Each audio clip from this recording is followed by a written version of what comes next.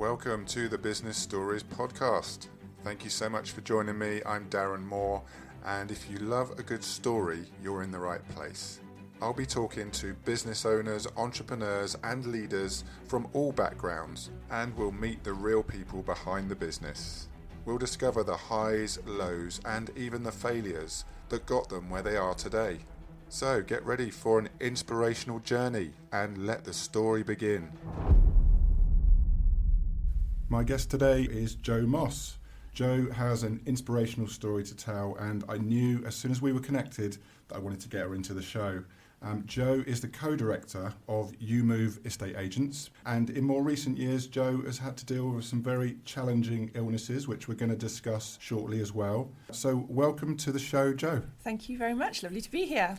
Could you just start by telling me what is your business? So we are Ewemove Estate Agents. So we offer a full estate agency service from sales and letting side. Moving home, it can be a very stressful time. So we like to pride ourselves on our customer service and that we are there to help reduce that stress level and make it as seamless as possible. First thing I think I've got to say is congratulations on winning your recent award. Thank you very much. What was the award and how did you feel about receiving it?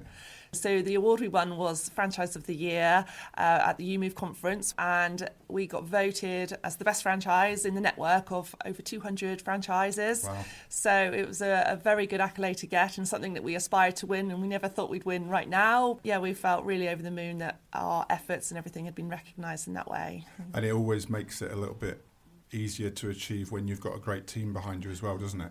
We have a fantastic team. We're well established, and we'd be nowhere without them. So thanks to them for the team effort.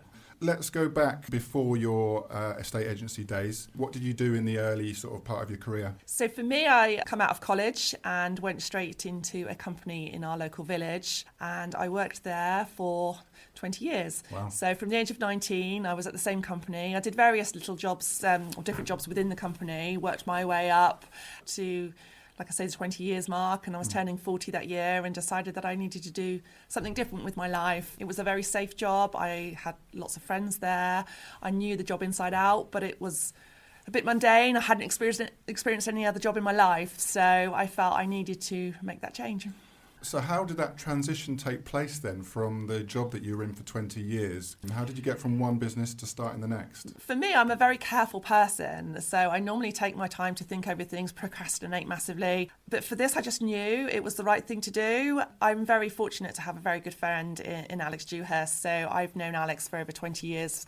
He had set up his business in Cirencester as an estate agent, and he had asked me to join him in his business. So I had somebody that I could trust and believed in me. I would never have made that step probably if it wasn't for Alex and his belief that I could do the job. So it was a massive step to do something I'd never done before. And I have 20 years customer service experience, so I wanted to bring that into the business. And a lot of the Ewemove ethos is the customer comes first. The customer is at the heart of our business. So the seller, the buyer, the landlord, the tenant, they are the most important thing, not how many houses you list, not how many sales you do. It's helping those people on that journey. Was there ever any nerve-wracking moments for you when you were making that transition, kind of looking back and thinking, have I done the right thing? Am I going Absolutely. in the right direction? Yeah, 100% for at least 2 years probably. Yeah. So I went from a nice, safe, secure job into an industry or into a job where I was self-employed. I was getting no income. I had a family, I had a husband, like a house, a mortgage, everything to pay. But I knew the long-term gain was there to have. The role of an estate agent is very, like, we call it the roller coaster job. So 1 minute you're on a high, you've sold a house, brilliant. And the next minute someone's pulled out or someone can't get a mortgage. So it's so up and down. And there were several times when I thought, I'm never going to earn any money. This is never going to happen. But luckily, it all worked out in the end.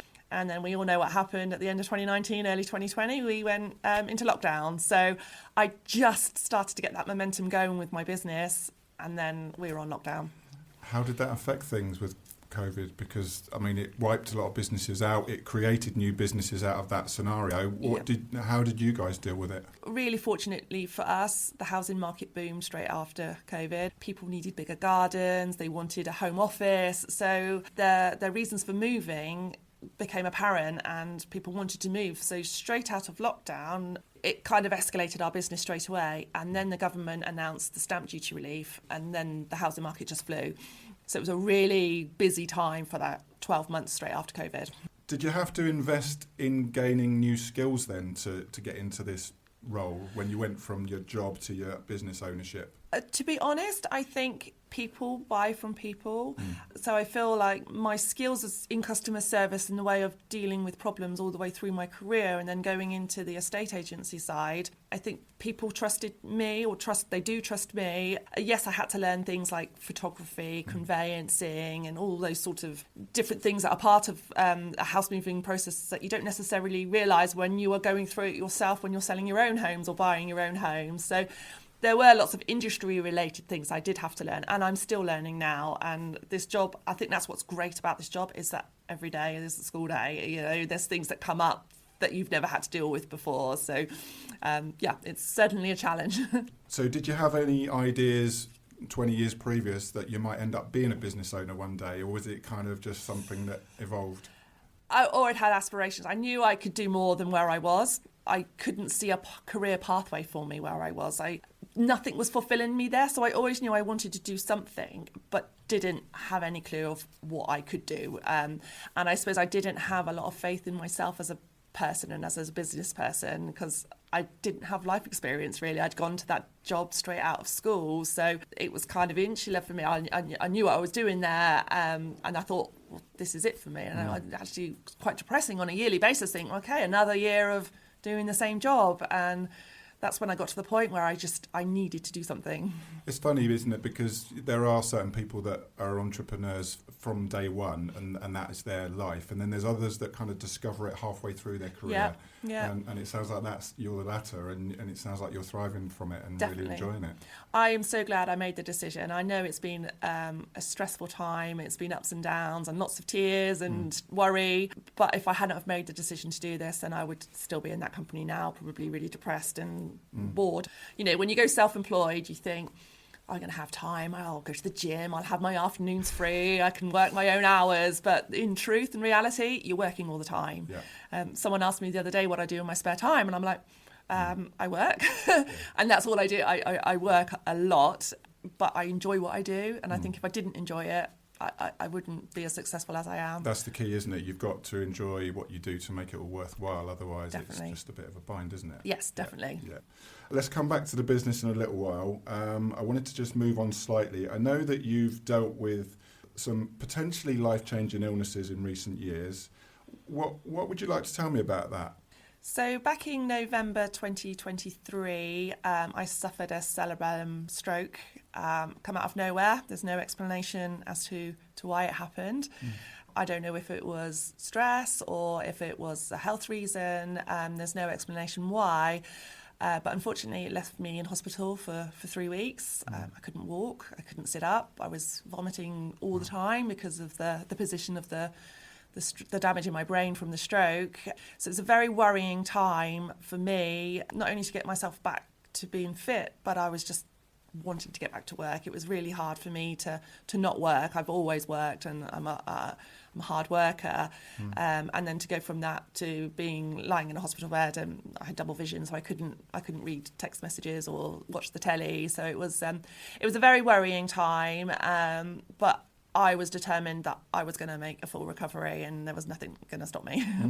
So you said you don't really get any warning signs of anything like that. It's just completely out of the blue, was it? Yeah. So I'd had a bit of a funny taste in my mouth for a couple of days before, and then I woke up in the morning and my left leg gave way underneath me a couple of times, and in the shower it gave way, and I couldn't feel the side of my mouth, which was when I was brushing my teeth, I couldn't taste toothpaste that side, and I thought, maybe I've got COVID. So I got my neighbour to bring around a COVID test for me, and that was negative. And then my face started to droop, and I thought I maybe have Bell's palsy or something like that. There's nothing in my mind thought it would be a stroke.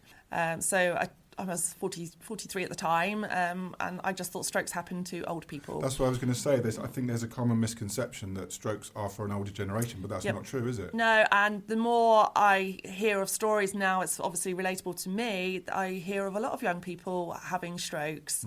And when I went to the GP, they sent me straight to hospital, and they gave me a CT scan, and then they sent me home. They were like, oh, it might be a migraine. And then it gradually deteriorated for the next 2 days. And it wasn't until they gave me an MRI scan like 3 days later that they found that it was a stroke. And with a stroke, it's very, very important to get that help straight away. As soon as it happens, you've got more chance of a full recovery. And what has the recovery process looked like for you then since then? Obviously, I was in hospital for the 3 weeks, and then when I got sent home, because I was desperate to get home before Christmas because I've got young children, they did some therapy outside of hospital just to help me learn to walk again, because I couldn't walk, I couldn't stand up. So I had lots of help trying to walk, and it came back quite quickly that when you have a stroke, that part of your brain dies. So your brain has to relearn what that part of the brain did, which was, I never knew anything of this. It was very interesting. So if I fell or if I stumbled, they were looking that I could correct that, because they wanted to see that my brain was relearning how to straighten myself if I veered off. So it was a good 5 or 6 weeks of trying to learn to walk properly or stand up properly without holding on to something. They wouldn't send me home with any aids or any walking aids because they wanted my brain to learn to correct myself. So I couldn't really go out on my own. And then quickly after that, I started to get better. I think I'm a very determined person, so I made myself get better. And did it also help by having a good support network around you? Absolutely, yeah. Because obviously when you run your own business, you take yourself out of the business, and if there's no one there to support you, your business will fail, and it has affected our business probably for a good 6 to 9 months after my stroke, where I wasn't working. There wasn't really any work we weren't building our business in the Swindon area because that was the area that I covered. So Alex and Jenna at the time, we just had the two of them were picking up my work, but also trying to build their own areas and work their own side of the business. So once I returned to work, I was very keen to get back into building Swindon. Fantastic. Well, I'm so glad that you've got through it and you're here to tell the story. And I also think that there's going to be a lot of listeners that will have learnt something from that through your experience, which is going to help people I hope a lot. So. Yeah. I just would say to anyone, if they've got any symptoms or anything like a droopy face or loss of feeling, be persistent with your doctors and say you're not right, and get them to look at you straight away, not leave you just because you're young. And another thing I think you mentioned also in recent years is an involvement with a skin cancer as well. Yes, so end of last year, I got diagnosed with a benign skin cancer on my forehead, which I had to get removed, which has all been removed successfully now.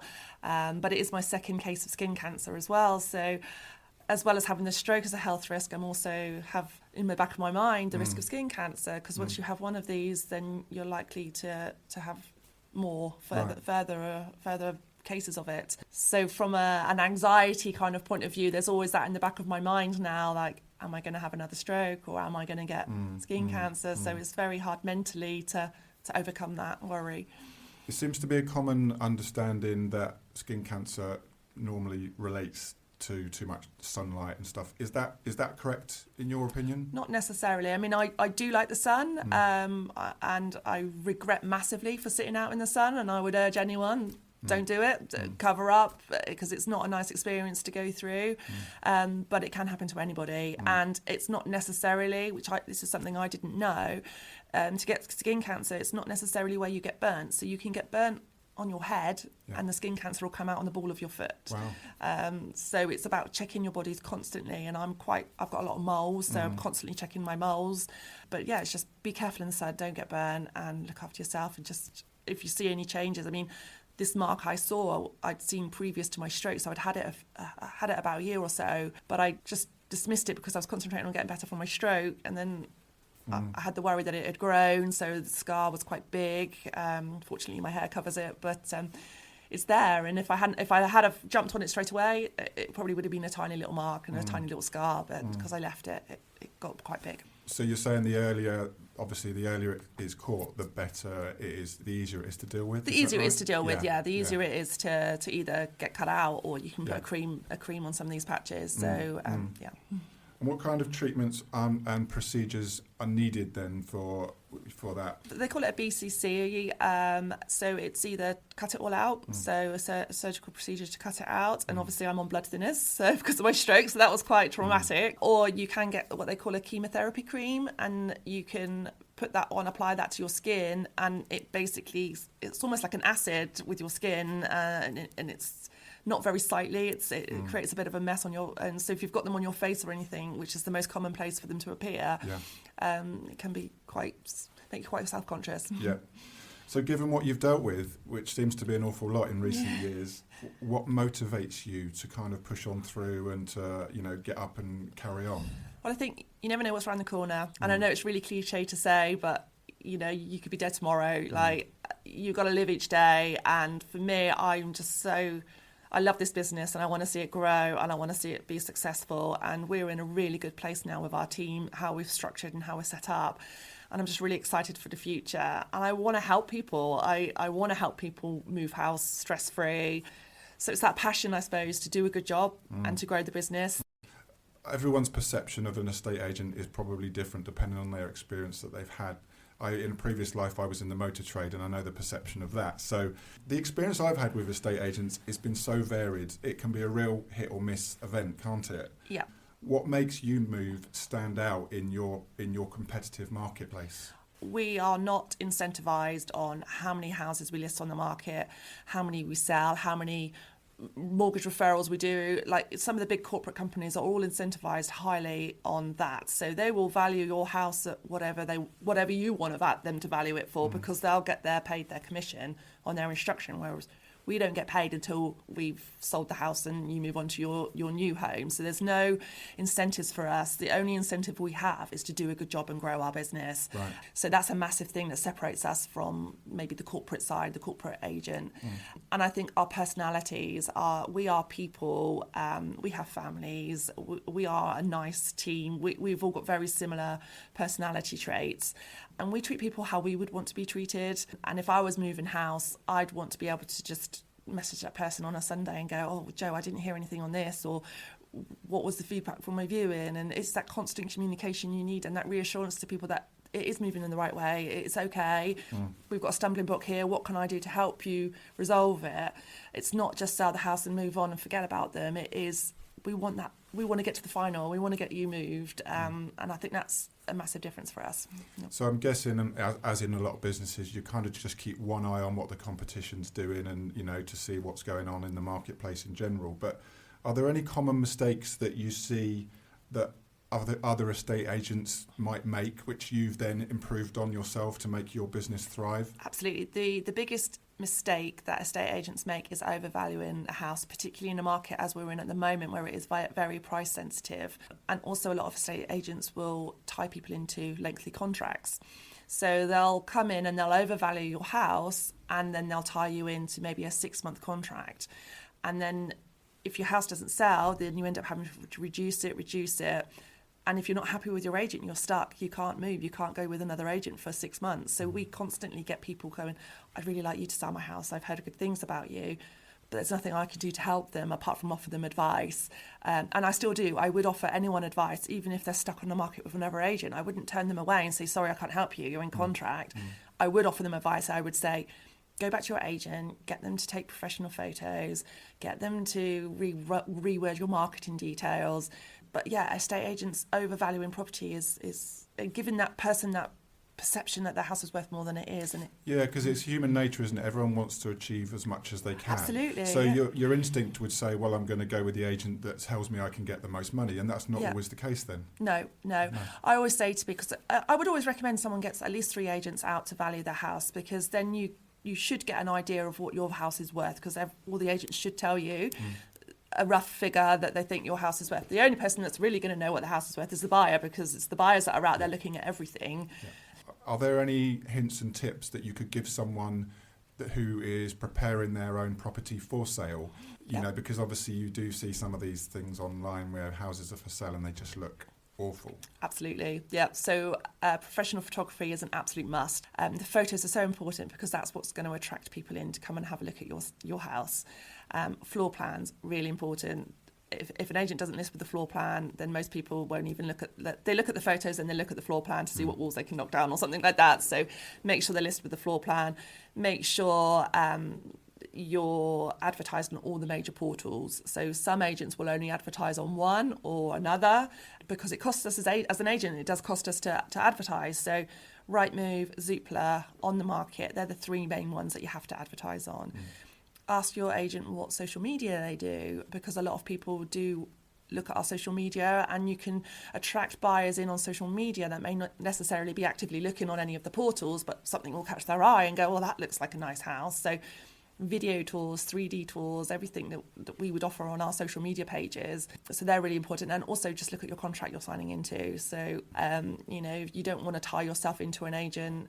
It's not always about the fee that the agent is charging as well. I think a lot of people get hung up on cheap fees. I always try and respond to that by saying, if an agent is able to offer you a cheap fee, what part of their service are they dropping to be able to let them do that? Are they not advertising on this portal, or are they not going to give you professional photos? There must be something there that they're dropping in their service to be able to offer that cheap fee.